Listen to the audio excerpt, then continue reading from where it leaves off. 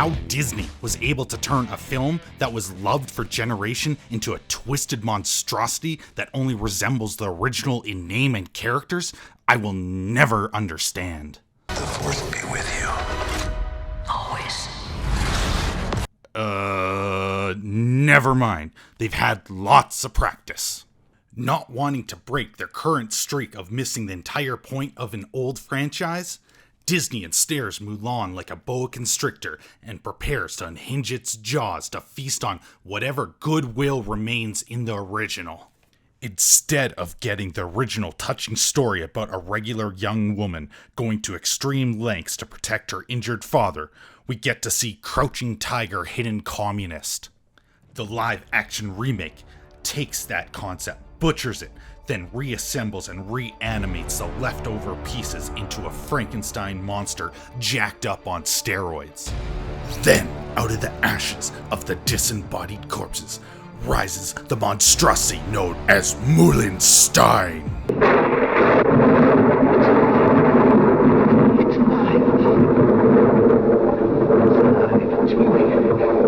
It's alive. The originally clumsy character has been transformed into the ultimate warrior who has to hold back her skills as to not be discovered. It's hard to feel emotionally invested in this Frankenstein monstrosity, or Mulan.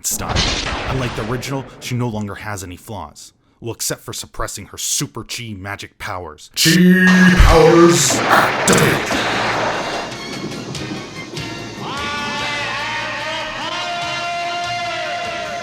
Mulan is no longer a regular girl, which changes the entire premise of the movie. Going to take her father's place isn't risky anymore, aside from bringing dishonor to the family. All right, that's it. Dishonor. Dishonor on your whole family. Make a note of this. Dishonor on you. Dishonor on your cow. There is no doubt in the viewer's mind Mulan won't fail or get hurt. It is literally set up in the first 10 seconds that she already knows how to fight without any training whatsoever. Disney removed Mushu in favor of making the movie more realistic. So instead, they added magic chi, witches, and wall-running warriors.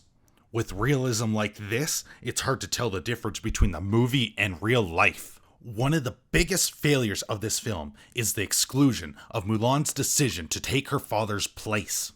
It goes from Mulan picking up her father's sword to donning his armor. Inexplicably, the armor made for a man twice her size now fits perfectly. Mulan must have been hitting the Bowflex a lot to bulk up in such a short amount of time.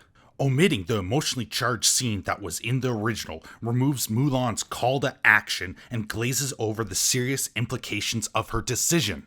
And with Mulan set up as this perfect magical warrior, the risk is all but removed. We are left with the impression she is going to the army because she wants to avoid marriage, not to take her father's place at great risk to herself. It's no longer a selfless act. The next travesty is the training camp. Ugh. Where to even begin? With the ever so perfect Mulan, we don't see her struggling to become better and overcome her limitations. No, the entire time she is holding back from beating everyone.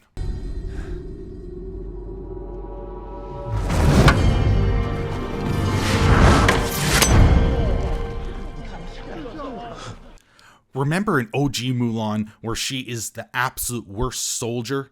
She has a severe physical disadvantage and fails at every single task, like that training climbing pole. There's a point where Mulan has to carry jugs of water up a mountain, and she falls so far behind that the captain tells her to give up and leave. You're unsuited for the rage of war. So pack up, go home, you're through. But see, here is where her strengths shine. She is resilient and intelligent. She realizes she is unable to keep up physically, so she finds a way to solve her problems using her head. She thinks outside of the box, and she uses the weights holding her down to wrap around the pole and turns them into a harness. She trains harder and smarter to get better and stronger. While Mulan activates her Super Chi powers! And walks up the mountain with ease, all while her other companions are keeling over from exhaustion and muscle fatigue. No, she isn't phased at all. The live-action remake also removes the group dynamic. OG Mulan had everyone fighting as one, learning to become a cohesive unit and building trust. But oh no, Mulan can't show any signs of weakness, so guess what she does? She kicks ass and shows everyone she's the greatest fighter ever. And then she announces that she will protect them all. The group dynamic is gone.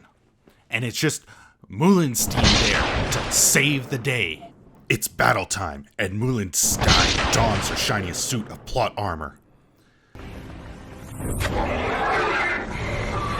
She is ordered to charge into battle. And after her comrades are killed all around her, she is left alone. And because, she's totally the bestest ever, she charges after the Mongolian horde. Along the way, she gets lost, or the witch finds her, or whatever. Honestly, at this point, I don't even know. The movie is just doing whatever it takes to have an ancient samurai Terminator meet a witch. Then Mulan dies or something because she's dressing as a man and it blocks her Super G powers. So she realizes to release her inner girl power, she has to start stripping down. That's a great message for little girls. Free of the burdens of patriarchy, Mulan Stein returns to the battle, which somehow has crossed the empty fields to be at the exit of the mountain passage. How convenient. I wish the pizza delivery guy could arrive at my place that quickly. Anyway, without the oppressive mansplaining weighing her down, she can release her inner Neo. I'm waiting for Morpheus to show up and tell her that she's the one. He is the one.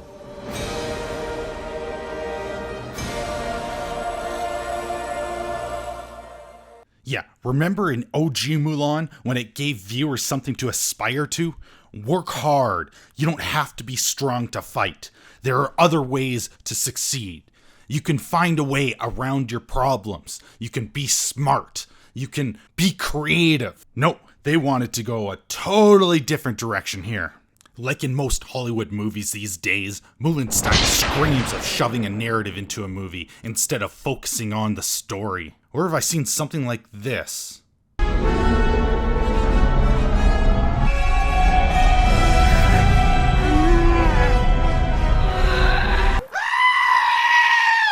Oh, that's right.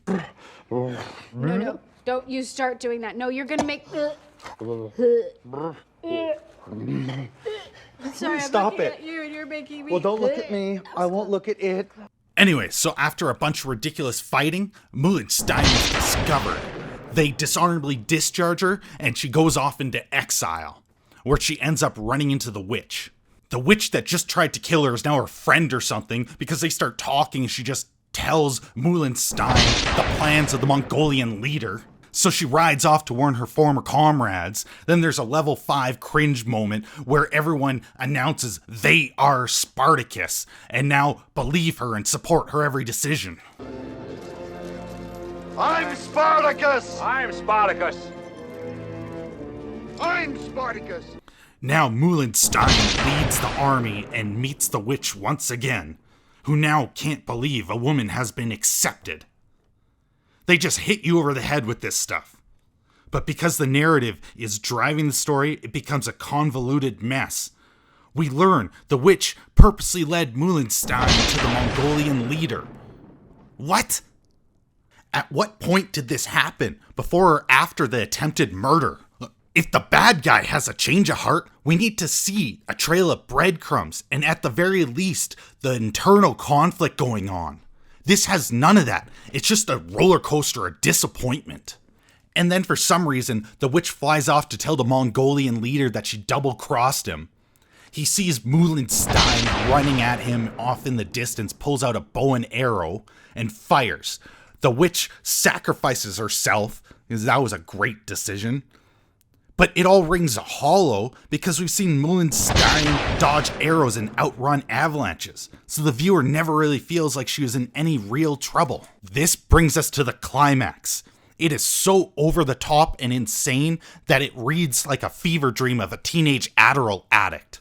Mulan Stein leaps into the air and kicks an arrow with more force than a bow. It hammers into the Mongolian leader's chest, killing him.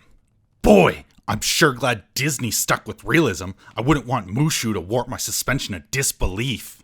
Now that Mulan Stein saved the day, the Emperor requests that she join the Royal Guard or something. Honestly, at this point, I don't care what it was called. I can't remember. This is what annoys me the most. The original Mulan had a great female protagonist that showed strength, courage, and intelligence. It was the epitome of strong female characters. Whereas Mulan Stein tried so hard to ram the same narrative down our throats that it became laughable. No one will look back at this movie for female representation, nor should they. It's like the people that made Mulan Stein don't understand what made the original so great and so powerful, just like every other recent Hollywood attempt. For now, we'll have to return to watch Ripley, Princess Leia, Sarah Connor, and Mulan to see strong women on screen. What made a character like Ripley so great was her ability to adapt, remain calm, and fight back with a fearless tenacity. None of her strengths came at the expense of someone else, just like all those other characters. Nor were any of them flawless. Each character had blind spots and flaws. This is the main area where Hollywood fails these days. So many female characters are now perfect. They never struggle and therefore never make mistakes or have a need to learn. Sarah Connor became obsessive with protecting her son, but had an unrelenting inner strength to never give up. Most strengths lead to a weakness. Perfection is boring, just like Mulan Stein. So save yourself from losing a few brain cells and skip this movie. You'll thank me later. Alright, if you enjoyed the video, hit that like button, subscribe, and share it around. Now leave me alone.